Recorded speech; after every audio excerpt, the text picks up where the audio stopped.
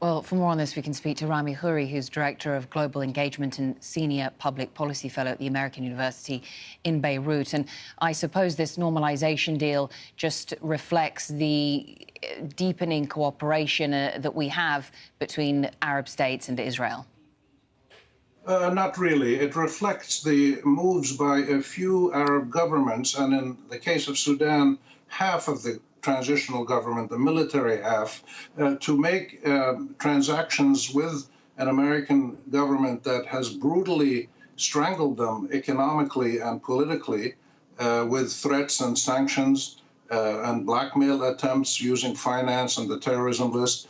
For half the Sudanese government, the transitional government to make this deal out of desperation.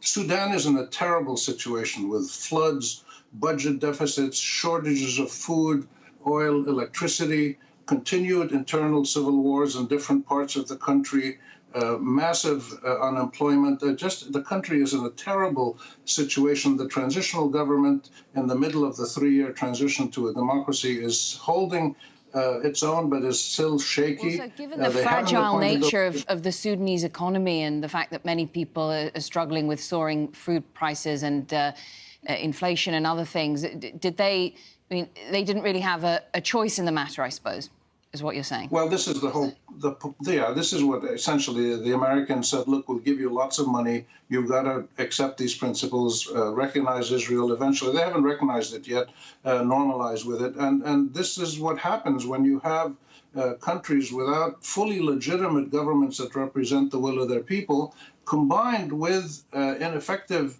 Palestinian leadership to counter these moves, combined with a very brutal American assault on Palestinian rights directly by ending funding and representation of the Palestinians, and indirectly by making these deals. This situation is typical to many others around the world in the last 50 years, where the essential elements of a conflict were never resolved, but people tried to go around it. And this is what's going on now. They're trying to make the UAE, Bahrain deals, now Sudan, others will follow. This does not end the Palestinian-Israeli conflict. In fact, it only emphasizes the need for it, to solve it politically in a way that's fair to both Israelis and Palestinians. The interesting thing in Sudan, people are saying, including the Israelis, the 3 no's of Khartoum 30 years ago. Well, 20 years ago, the entire Arab world and the entire Islamic world offered full peace and normalization with Israel in the Arab peace plan. But the Israelis and the Americans have never responded to that approach. So what you're seeing here is an attempt by Israel and the U.S. to go around the global consensus. But the fact that they never really... Rami, I'm just wondering, the fact they never really responded to that approach, does that mean that in some ways these deals kind of expose that, and then the need for there to be some sort of new, fresh strategy on the part of the Palestinians then? For sure, you need a much better Palestinian leadership with a clear strategy that's supported by the Palestinians and has, in principle, massive Arab and international popular support. 80% of the Arab people constantly say that Israel is their main security threat, Israel and the U.S., most of them, and they say that the Arab people are deeply committed to Palestinian rights. And that's why the Arab Peace Plan of 2002 was unanimously passed by all the Arab countries and, I think, 47 Islamic countries together. But the Israelis and the Americans don't want to deal with the will of the citizens of the Arab world or Palestine. They want to deal with the interests of the small political classes in the U.S. and Israel. And this is exactly what the Americans under Trump are trying to do, which is to capitalize on these kind of mirage peace. This is not a peace agreement. This is a deal by a desperate Sudanese government to